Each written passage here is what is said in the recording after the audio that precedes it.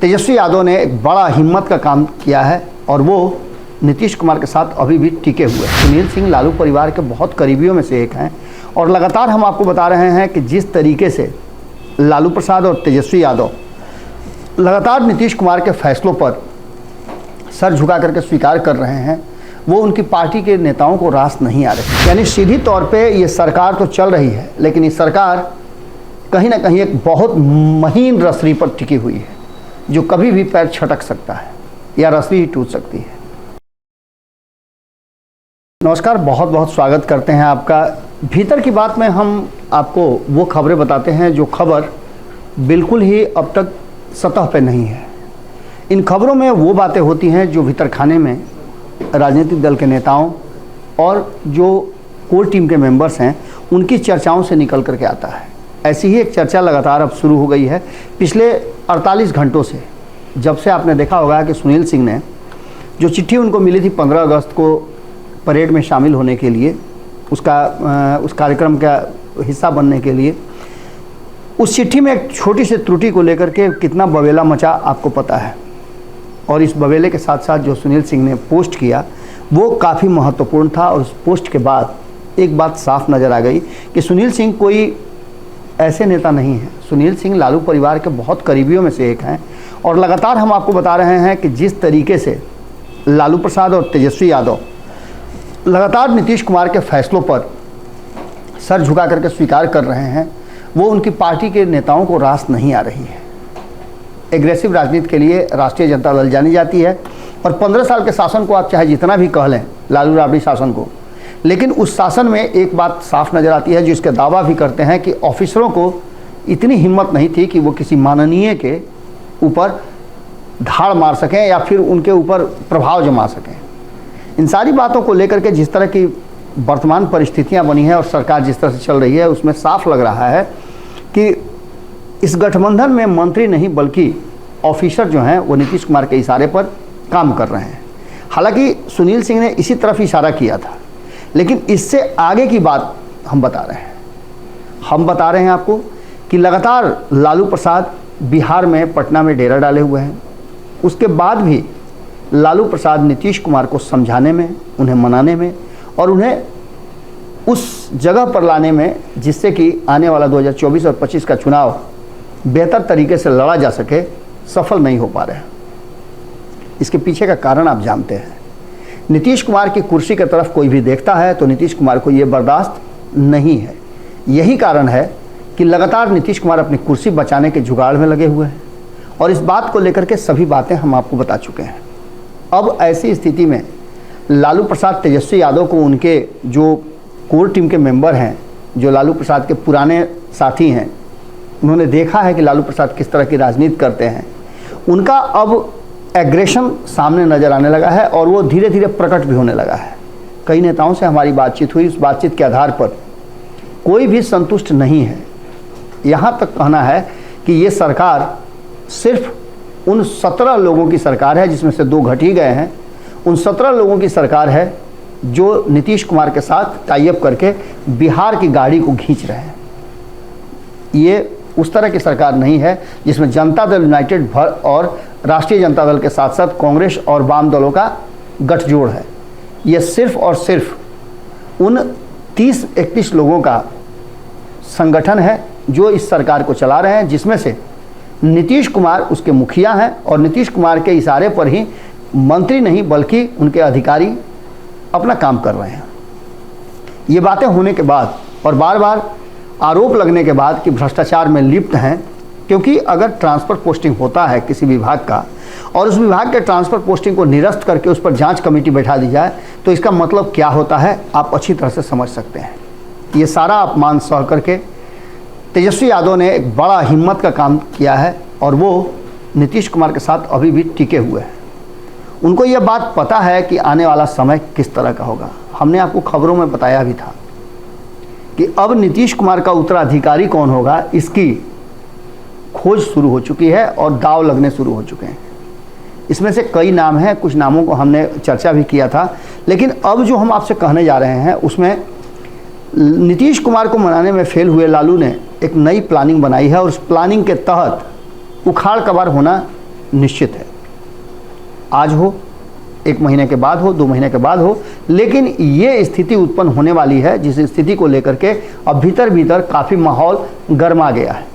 हम आपको लगातार बता रहे हैं कि ये सरकार सिर्फ उन 31 लोगों की सरकार है जो मंत्रिमंडल का हिस्सा है, उन्हीं पर यह सब कुछ चल रहा है। अब तो एक मंत्री और घट गए हैं जो अपने विभाग नहीं जा रहे हैं, आलोक मेहता। चंद्रशेखर भी अनमने ढंग से जा रहे हैं क्योंकि उनको आदेश है कि किसी भी तरह से सरकार को अभी बचा के रखना है। महाराष्ट्र की बैठक जो इंडिया गठबंधन की होने वाली है, उस बैठक में बहुत सारी ऐसी बातें निकल करके सामने आएगी। कहा तो यहाँ तक जा रहा है कि लालू प्रसाद उस बैठक में नीतीश कुमार को हर्दी गुर्दी बुलवाने वाले हैं। देश भर के राजनीतिक दलों के बीच में नीतीश कुमार को बैठा करके और ये कहने वाले हैं कि आप इस तरह का क्यों कर रहे हैं, हमें बदनाम क्यों कर रहे हैं, जबकि हमारे पास 32% वोट है और ये 32% वोट यदि इंडिया गठबंधन से बाहर निकल जाता है तो कम से कम 3-4 राज्यों में तो आप पूरी तरह से फेल हो जाएंगे। तो आखिर इस इंडिया गठबंधन का मतलब क्या हुआ और आने वाले समय में नरेंद्र मोदी के साथ लड़ाई, उन्हें सत्ता से बाहर करने का रास्ता कैसे अख्तियार होगा। नीतीश कुमार को बार बार उन पर आरोप लग रहा है कि वो सिर्फ और सिर्फ अपनी कुर्सी के लिए ये सारा आडंबर कर रहे हैं, चाहे उनका पटना की बैठक में शामिल होना हो या फिर किसी भी तरह से लालू प्रसाद की बात मान करके कि उनकी सरकार खड़ी रहे, लालू प्रसाद को कुछ दिन तो और टाला जा सकता है। ऐसी ही परिस्थिति में आपने देखा कि बेंगलोर की बैठक से वो चले आए, नाराज थे, मनाया गया, मानने के बाद फिर से तैयार हुए। अब जबकि ये बातें साफ स्पष्ट नज़र आ रही हैं और बेंगलोर से आने के बाद जो ये घटनाएं हुई, आपको हमने बताया भी था कि आलोक मेहता उस बैठक का हिस्सा नहीं थे जो राजगीर में उद्घाटन समारोह में मलमास मेले का चल रहा था।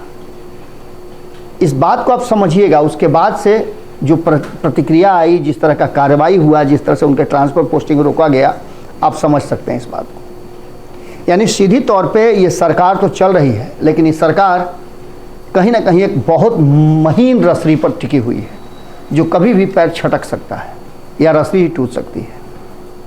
अब ये पूरा कर्तव्य आपने देखा होगा कि अक्सर सड़क के किनारे एक रस्सी लंबी बांध दी जाती है बांस के सहारे और उस पर एक बच्ची जो है वो विभिन्न तरह का एक्ट करती है, चलती है उस पर।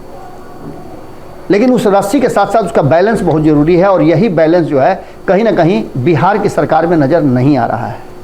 न तो नीतीश कुमार को समझाने में लालू प्रसाद सफल हो रहे हैं और न लालू प्रसाद नीतीश कुमार के साथ साथ कांग्रेस और वाम दलों को संभाल पा रहे हैं। नीतीश कुमार कहीं ना कहीं अपनी कुर्सी के लिए सारा खेल कर रहे हैं और ये खेल अब पूरी तरह से सब समझ गए हैं। एक तरफ जहां देश भर में एक गठबंधन बनाने की तैयारी चल रही है, देश की सबसे पुरानी पार्टी और कई राज्यों में सरकार वाली पार्टी है कांग्रेस, वो भी नीतीश कुमार के सामने अब प्रस्ताव लेकर के खड़ी है। राहुल गांधी जो कि कांग्रेस के कर्ता धर्ता हैं, उन्होंने नीतीश कुमार से मंत्रिमंडल विस्तार की बात कही थी, तब भी नहीं माने। नीतीश कुमार और लालू प्रसाद की बैठक हुई थी, तब भी नहीं माने। और अब जब वो स्थितियां पैदा हो गई हैं, जब वो सारी चीज़ें सामने नज़र आ रही हैं, तो एक बात साफ नज़र आ रहा है कि कहीं ना कहीं जो वर्तमान परिस्थिति बनी है उसमें अब लालू प्रसाद को भी इस बात का दंभ होने लगा है कि उनके पास 32% वोट है और इस वोट को वो जिधर चाहे शिफ्ट करा सकते हैं। ये बात अच्छी तरह से सभी जानते हैं। कहीं ऐसा ना हो कि नीतीश कुमार अपने जिद के कारण ये गठबंधन ही खो दें और जब ये गठबंधन बिखर जाएगा तो आप इतना मान के चलिए कि भारतीय जनता पार्टी के लिए एक बड़ा हेतु मिल जाएगा। 2024 के चुनाव में दूर दूर तक कोई कंपटीशन नहीं रह पाएगा। अब देखना दिलचस्प होगा कि लालू प्रसाद की ये रणनीति कितना कारगर होती है। क्या वो एक बार फिर से जो प्रयास कर रहे हैं लगातार, अब तक नहीं सफल हुए हैं नीतीश कुमार को मनाने में, अगर महाराष्ट्र बैठक से पहले सफल हो जाते हैं, लालू प्रसाद ये मना लेते हैं कि आप बिहार की गद्दी छोड़ करके और देश की राजनीति में इंटर करें, हम आपका फुल सपोर्ट करेंगे। यही बात हुआ था 2015 से 17 के बीच में, जब नीतीश कुमार ने पाला बदल दिया था। हम ये नहीं कह रहे हैं कि नीतीश कुमार पाला बदल रहे हैं, लेकिन इतना ज़रूर कह रहे हैं कि लालू प्रसाद की रणनीति इस बार मजबूत है और वो भले ही बर्दाश्त कर रहे हो नीतीश कुमार को, लेकिन जिस दिन समस्याएं बढ़ेंगी। उस दिन मात्र 9 सीटों की कमी है और इन 9 सीटों को अगर पूरा कर लेते हैं तो आप समझ सकते हैं कि कहीं ना कहीं नीतीश कुमार के लिए आने वाला जो समय होगा राजनीतिक रूप से काफ़ी कठिन होगा। जुड़े रहिए भारत लाइव के साथ, खबरों का सिलसिला लगातार जारी है। अगर ये वीडियो पसंद आई और वह बिहार के राजनीति और बिहारियत से सरोकार रखेनी तो सब्सक्राइब बटन दबा के चैनल के सब्सक्राइब कर ली। ओजे एगो घंटी बा, ओकरा बटन दबा देला से कुल सटीक और मारक खबर रुआ मुफ्त में मिल जाई। अगर रुआ पत्रकारिता के हमनी के नया प्रयोग में सहयोग कर चाहतानी तो ज्वाइन बटन दबा दी। पेटीएम नंबर नोट कर ली 9386816700। धन्यवाद।